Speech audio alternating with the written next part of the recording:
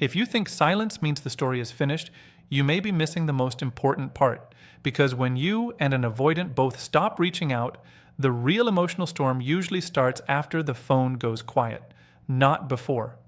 At first, it looks calm. No calls, no texts, no drama, just empty space. But that space is not empty at all. It is full of delayed feelings, hidden fear, wounded pride, and truths neither of you could face while the connection was still active. This is the part nobody talks about. The moment the chasing stops, the pattern gets exposed. The person who kept pulling away loses the comfort of knowing you are still there. And the person who kept holding on is forced to feel what they have been running from too. That is when everything begins to shift, slowly, then all at once. Stay with me, because what happens next is not always what people expect. Sometimes they come back. Sometimes they disappear deeper into themselves. Sometimes you finally wake up and see the whole connection clearly for the first time, and that changes everything. Because silence does not only reveal how they feel about you, it reveals how you feel about yourself, what you were tolerating, what you were calling love, and why this bond felt so powerful in the first place. And once you see that clearly, you cannot unsee it. It usually starts in a quiet way, not with a huge fight, not with some final dramatic goodbye, just a slow stop. Your phone no longer lights up with their name. The old pattern of almost closeness, mixed signals, warm moments followed by distance, finally drops into silence. And at first, both of you may call this closure, but it is rarely closure in the beginning. It is more like emotional suspension. The avoidant often feels relief first. No pressure, no emotional demand, no need to explain themselves, no one asking where they stand. For a few days, maybe even a week, they can feel lighter. They bury themselves in work. They go out more. They act normal. They tell themselves this is peace. This is freedom. This is easier. But easy does not always mean healed. And freedom is not the same as connection. The silence they wanted starts giving them what they thought they needed, but it also takes away something they secretly depended on. Your presence, your attention, your emotional availability. The quiet becomes louder with time. What felt like relief slowly starts turning into unease. And this is where the pattern begins to crack. Watch this part carefully, because it matters. Avoidant people often do not process emotions in real time. They feel safer after distance has already happened. So while you may be hurting first, they are often delayed. What hits you now may hit them later. And that delay is where so much confusion begins. When you used to reach out, even if they acted bothered, it still gave them something powerful. It gave them reassurance. It gave them proof that the bond was still alive. It let them keep distance without fully losing you. They could pull away because somewhere inside they believed you would come back and hold the emotional thread again. But when you stop too, something changes in the emotional balance. They are no longer the one being chased. They are just sitting inside the silence they created. At first, they may resist that truth. They may distract themselves. They may scroll, flirt, work longer, stay busy, laugh louder than usual. But little cracks start showing. They notice your name is not appearing anymore. They check their phone a little more often than they want to admit. They wonder why you are not reaching out this time. They may never say it, but the absence starts pressing on them, because now the distance is not fully under their control. And control matters deeply to someone who learned early that closeness can hurt. The moment your energy truly pulls back, they start feeling a different fear. Not pressure, not obligation, loss. And loss feels very different. Loss asks a dangerous question. What if this person is actually gone? What if the door is not being held open for me anymore? That is when the silence starts echoing in a way even they cannot easily ignore. At the same time, you go through your own battle. In the beginning, the urge to reach out can feel almost physical. Your hands want to type. Your mind replays old conversations. You check your phone hoping for something small, anything at all, a text, a like, a sign. You make excuses for them in your head. You tell yourself they are scared, confused, overwhelmed, stressed. Maybe they are. But your nervous system is still paying the price. The habit of waiting becomes its own kind of pain. You hover over their contact. You write messages and delete them.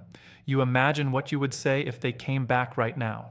This stage is hard because you are detoxing from emotional inconsistency, and inconsistency can become addictive. The highs felt intense, the lows felt unbearable, so silence feels like withdrawal at first, but then something surprising begins to happen. After enough days pass, your body starts to settle. The constant scanning eases a little. The emotional noise gets quieter, and in that quiet, you start noticing how much of your life had been organized around their unpredictability. How much time you spent decoding mixed signals, how much energy you gave to keeping a connection alive that never felt fully secure. And once you see that, you cannot fully go back to pretending it was mutual in the way you hoped it was. Then the silence begins doing something deeper. It starts revealing your patterns too, not to blame you, to free you. Because when the connection stops moving, you finally have room to ask the harder questions. Why did this bond feel so intense? Why did distance feel like desire? Why did you keep trying to earn consistency from someone who could only offer pieces of it? Sometimes the answer is painful. Unavailable people can feel familiar. Emotional uncertainty can feel like passion when it is really anxiety. Being chosen inconsistently can trigger old wounds and make the whole thing feel bigger than it is. You may realize you were not only missing them, you were missing the fantasy of finally being fully chosen by someone who kept holding back. That fantasy is powerful. It keeps people stuck for far too long. But silence breaks fantasy apart. Slowly, then clearly. You start remembering not just the chemistry, but the confusion. Not just the sweet moments, but the lonely ones. Not just the words, but the pattern. And patterns tell the truth better than promises do. Stay with me, because this is where the emotional fog starts lifting. You begin to see that love should not feel like constant emotional guessing. Care should not feel like starvation interrupted by rare moments of relief. And understanding someone's wounds does not mean you must abandon yourself to accommodate them forever. The avoidant feels shifts too, even without direct contact. That is one of the strange parts. They often sense when your energy is changing. Maybe you stop watching their stories. Maybe you stop reacting. Maybe a mutual friend says you seem lighter now. Maybe there is no sign at all, and they still feel something different. Because what they were used to was your emotional focus, your concern, your availability. When that disappears, it unsettles them more than they expected. They may not come forward in a clear way. In fact, they often do not. Instead, they test the water indirectly. A random view, a late-night like, a message that seems casual and almost pointless. Something small, something easy to deny. It is rarely full vulnerability. It is more like a quiet check. Are you still there, and do I still matter to you? But here is the trap. If you respond with the same old urgency, the old dynamic can wake up instantly. They feel safe again, and once they feel safe, the emotional risk returns, and so does the impulse to pull back. That is why so many people feel confused when the avoidant reappears, then disappears again. It was never real repair. It was often reassurance seeking, a temperature check, a way to see if access still exists. And access is not the same as commitment. Attention is not the same as readiness. A message is not the same as emotional capacity. As more time passes, the silence becomes a mirror for both of you. For you, it can show where you were overgiving, over-explaining, over-functioning, and calling it loyalty. You may start seeing how often you reduced your own needs just to keep the peace, how often you accepted crumbs because you hoped they would become consistency, how often you confuse potential with reality. This realization hurts, but it also heals, because once you recognize it, your standards begin to change. You start understanding that being deeply patient with someone emotionally unavailable does not make the relationship healthy.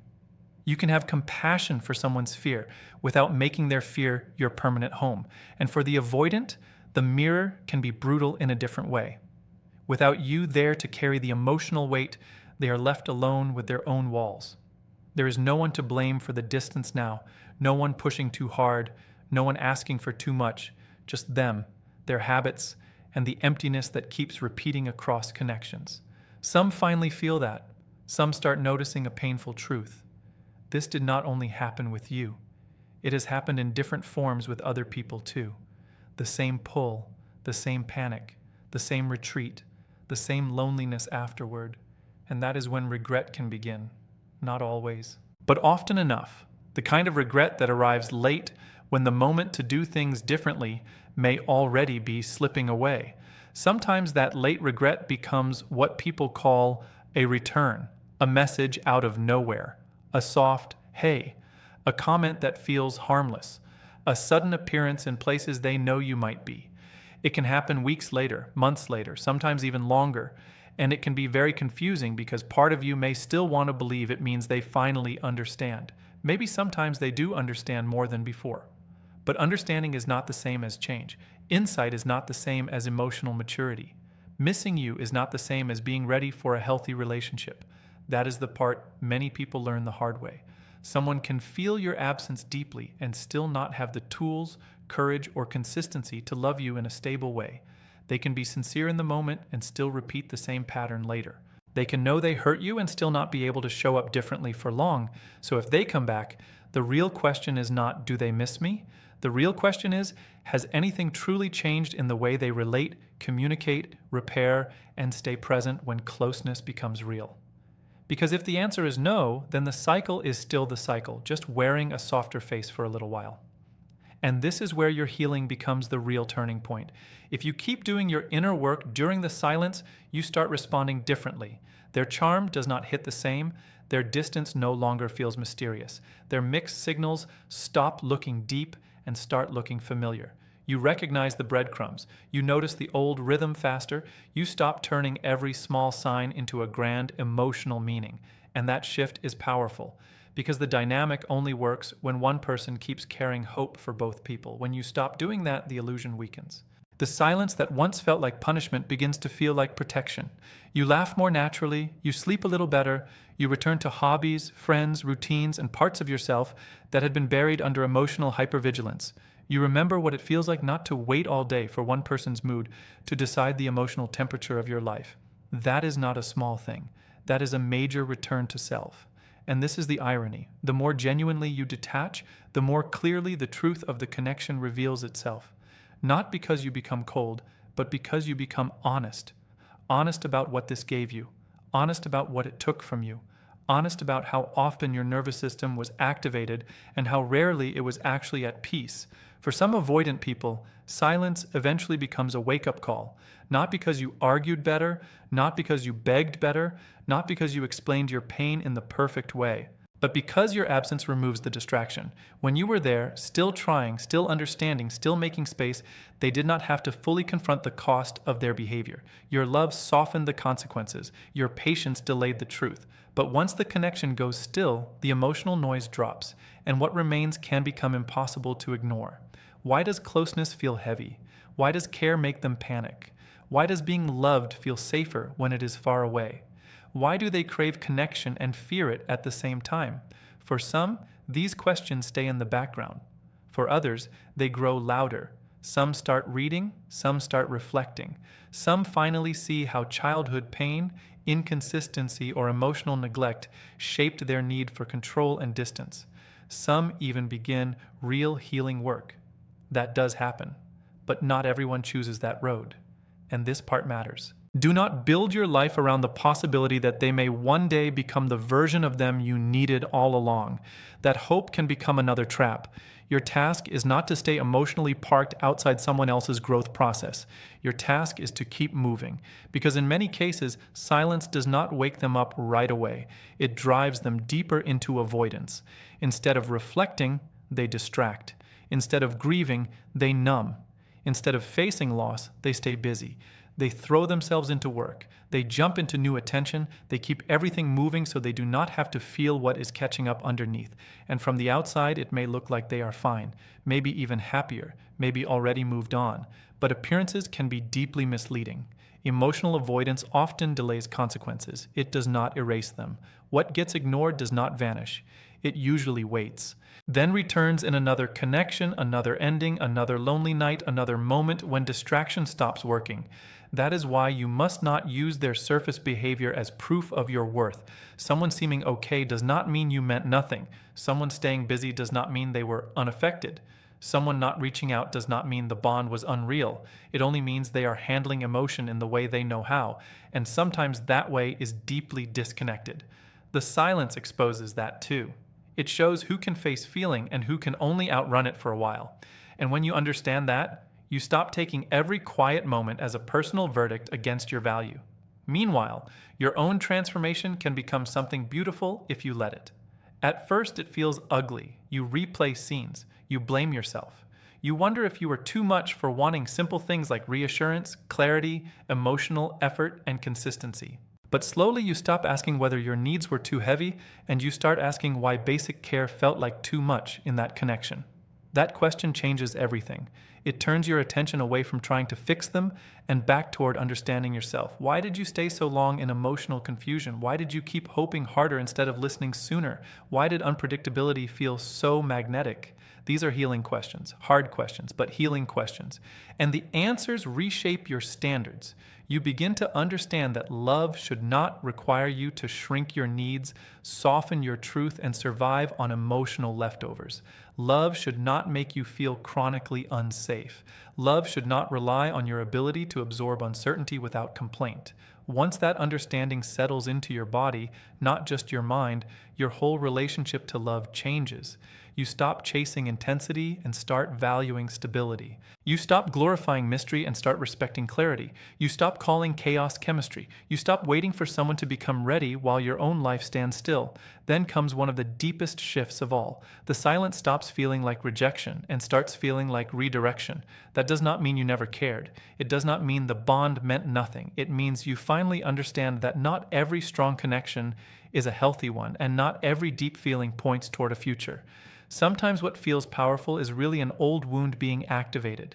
Sometimes longing disguises emotional deprivation. Sometimes the person who awakens the strongest emotions in you is also the person showing you exactly what still needs healing inside you. And silence, painful as it is, strips away the fantasy that constant effort can turn emotional unavailability into secure love. It shows you what remains when chasing stops. It reveals whether the connection had mutual emotional readiness or whether one person was carrying the entire emotional weight. That truth can break your heart, but it can also save your life. Because clarity, even painful clarity, is kinder than a beautiful illusion that keeps draining you. And once your nervous system truly starts calming down, you feel the difference. Less obsession, less checking, less bargaining in your head, more peace, more presence, more room for joy, more energy for the people and parts of life that can actually meet you. So what happens next when you and the avoidant both stop contacting each other? The honest answer is this: the silence reveals everything.